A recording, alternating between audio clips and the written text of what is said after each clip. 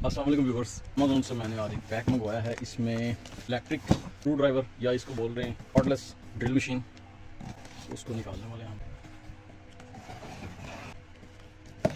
आज इसकी प्रोडक्शन करते हैं।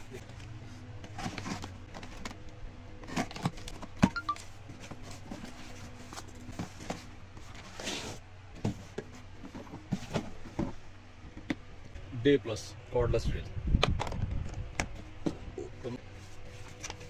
इसका यूज़र मैनुअल,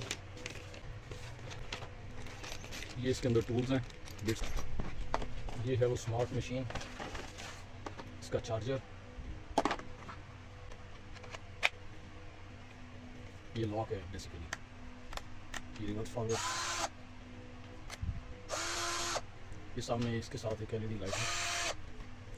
ये मुझे अमेज़न से 108 दिरहम की मिली है विद डिलीवरी, ठीक है। इंक्लूड है इसमें जो है ना डिलीवरी चार्जेस, 10 दिरहम वो हैं उसके लिए डिलीवरी चार्जेस के, और 98 की ये कॉर्डलेस ड्रिल है। दिखने में अच्छी लग रही है, आप यूज़ करेंगे तो फिर आपको इसका पूरा रिव्यू देंगे, ये काम कैसे कर रही है और इसका बैकअप कितना है। लिथियम बैटरी के साथ है, 21 वोल्ट है, 1.5 एम्पेयर, 1.5 एम्पेयर की जो है ना इसमें बैटरी है। Thank you.